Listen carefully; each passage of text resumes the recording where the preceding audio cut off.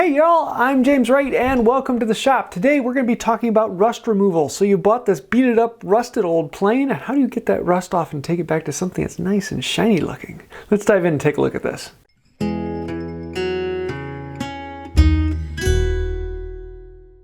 Rust removal is one of those topics that really drives people absolutely bonkers, and everyone you talk to is going to have a method of this is the way you must do it.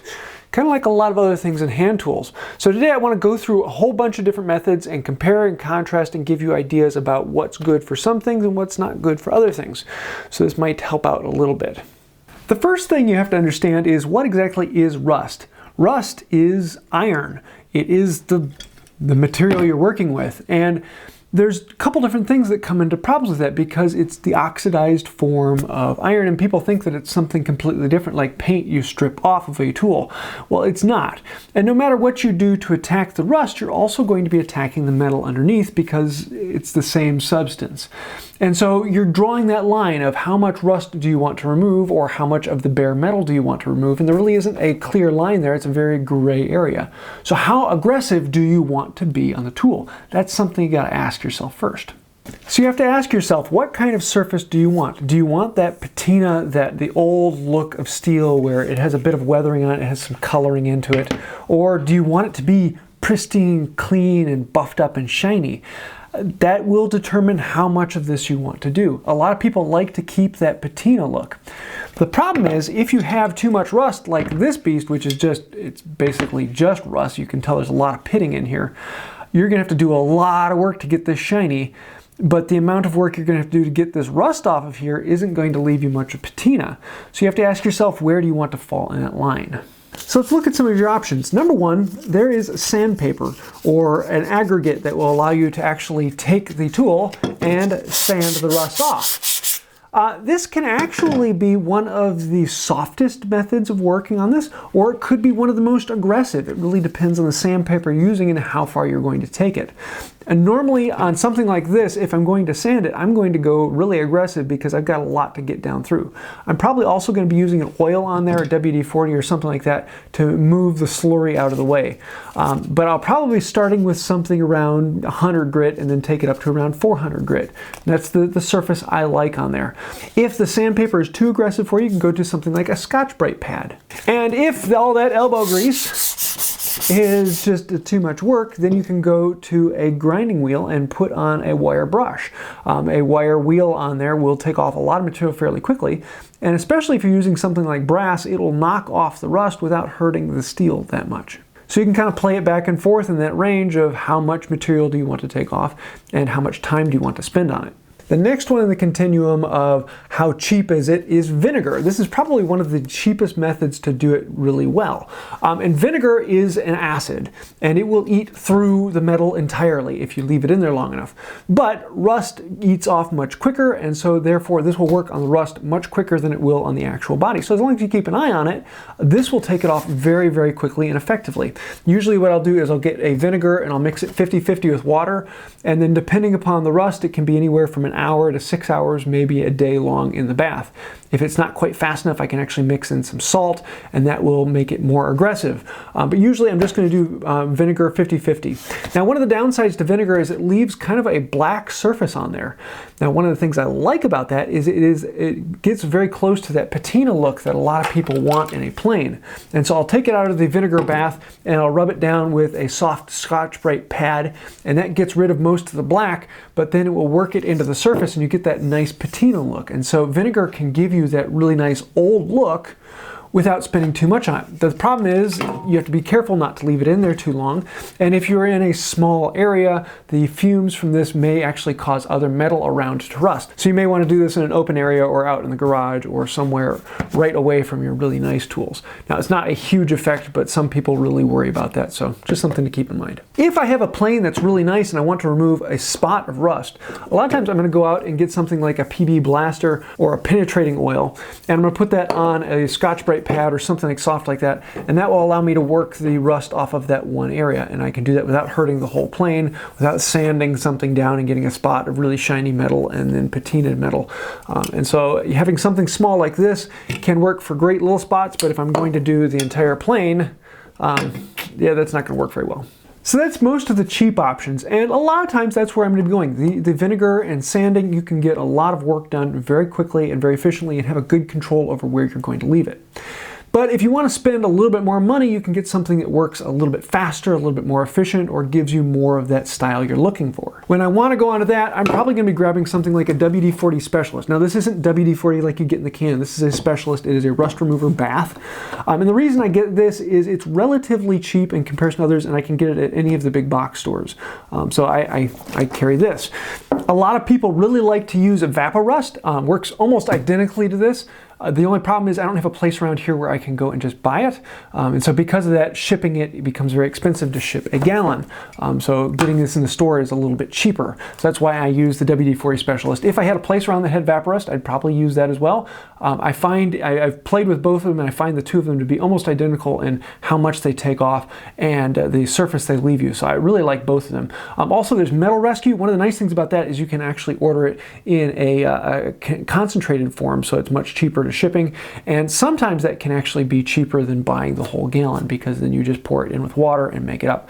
The nice thing about Metal Rescue and Specialist and Evaporust is that you can put your hands in them. There's no problem with them. I wouldn't drink it, but it's not an issue with other things around. They don't cause fumes. It's something you can actually do in the shop without any other problem. Just make up a bath, soak it in there, and keep an eye on it and pull it out when it's done. Now, even with these, if you leave it in there too long, you will be causing an issue, but too long for that is usually several days. Whereas with vinegar, if you leave it in there for more than a day, you're probably going to start eating into the metal surface itself. These are a little bit softer and aren't going to take you quite as long. Also, with the Evaporust and the Specialist, you're not going to be getting that black film on the outside, so they clean off much easier. So that's why most people will generally do a bath with one of these. They work very well, they're very efficient. Most people can do that very quickly. It just costs a bit more because, well, you have to buy the bath. The nice thing is you can use it several times over before it stops being effective. So once you're done with the bath, you can pour it back into the bottle and hold on to this. And now we can talk about the big bucket.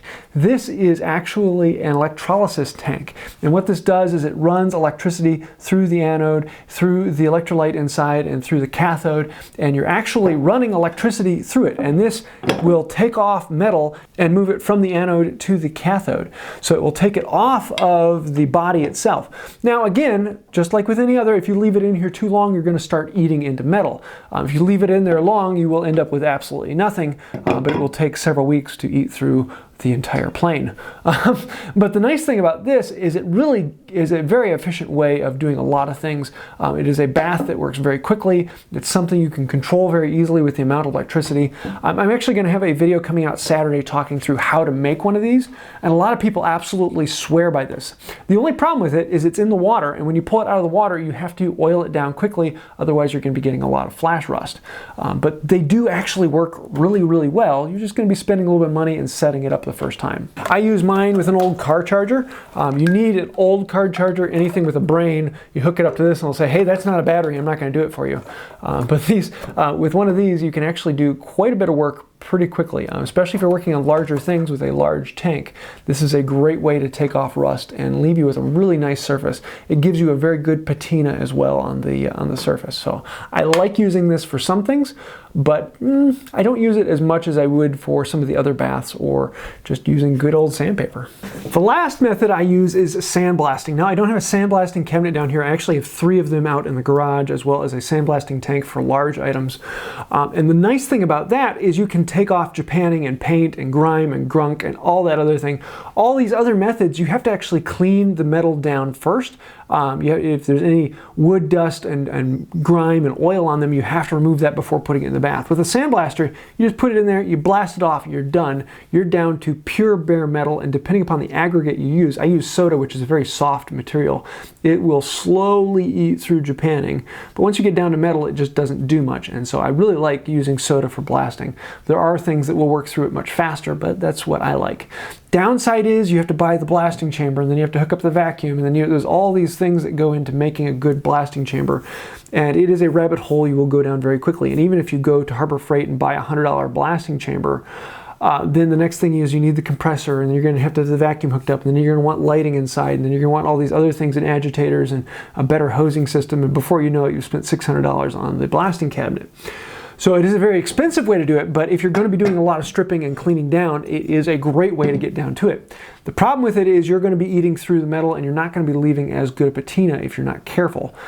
Some people really don't like using that. Some people really do, especially if you're getting through the Japanning and the paint. That is the fastest and best way to clean it down to bare metal very, very quickly.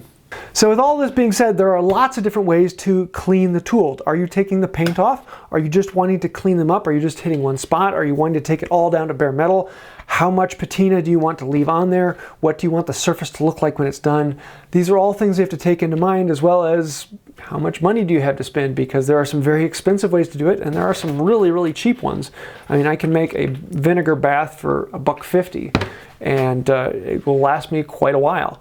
And when I was getting started, that's what I used all the time. You just keep an eye on it and it does fantastic work for the price you pay for it.